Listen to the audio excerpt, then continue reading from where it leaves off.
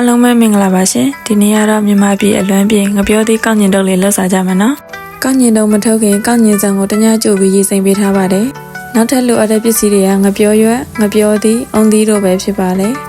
ငပြောရွက်ကိုနေလမ်းမှုအချိန်မရှိလို့ရင်နှွေးနဲ့ပြုတ်လိုက်ပါလေထုတ်တဲ့အခါရွက်မပြေးအောင်လို့ပါပြီးရင်တော့ငပြောသီးတွေကိုအခွန်ခွာပြီးတော့လှီးပေးထားပါမယ်ကျမကချစ်ချိုလေးစားခြင်းတဲ့အတွက်ငပြောသီးတွေကိုကြားတစုံထည့်ပေးလိုက်ပါတယ်ပြီးရင်ခြေပေးထားလိုက်ပါတယ်မခြေဘဲနဲ့တောင်းလိုက်ထည့်ခြင်းလည်းရပါတယ်ခုဆိုရင်ကောက်ညင်တော့စားထုတ်လို့ရပါပြီကောက်ညင်ထည့်မယ်ငပြောသီးထည့်မယ်ပြီးရင်ကောက်ညင်လေးပြန်အုပ်ပေးလိုက်ပါမယ်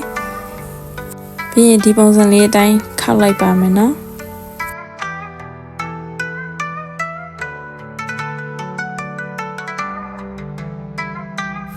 ပြုတ်တဲ့အခါကောက်ညင်တုပ်တွေကိုရေမဝင်အောင်လို့ကျိုးနဲ့ကြက်ကြက်လေးချီပေးထားလိုက်ပါမယ်နော်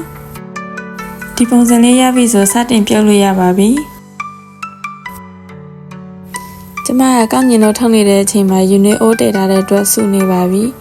ယူနွေးစုမဟုတ်ဘဲနဲ့ရေအိုးရေနဲ့ထည့်ပြုတ်လည်းရပါတယ်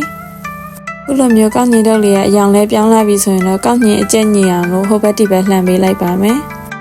ကောက်ညင်စံနူးအေးစေဖို့အတွက်တစ်နာရီလောက်တော့ပြုတ်ပေးရပါတယ်ရှင်ကောက်ညင်လေးကိုအိုးထဲကနေထုတ်ပြီးတော့အေးအေးခန့်ပေးထားပါမယ်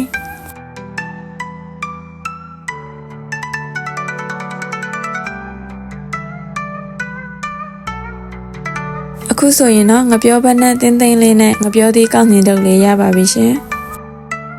တနအီလောက်ပြုတ်လာတဲ့အတွက်ကောက်ညင်သားကလည်းနေတော့ပါပဲရှင်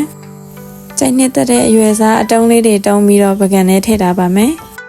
အုံသီးမဖြူးခင်မှာအုံသီးကိုတကြားလေးနဲ့နယ်ပြီးတော့ဖြူးပေးမယ်ဆိုရင်ပို့ပြီးတော့စားကောင်းပါတယ်အခုဆိုရင်တော့အရင်စားကောင်းတဲ့ငပြောသီးကောက်ညင်တုပ်လေးရပါပြီဟင်းချက်နီးတွေမုတ်လုံးနီးတွေစိတ်ဝင်စားတဲ့ဆိုရင်ကျမရဲ့အကောက်လေးကို follow လုပ်ပေးခဲ့ကြပါအောင်နော်စောင့်ကြည့်ပြီးတော့ကျေးဇူးများတင်ပါတယ်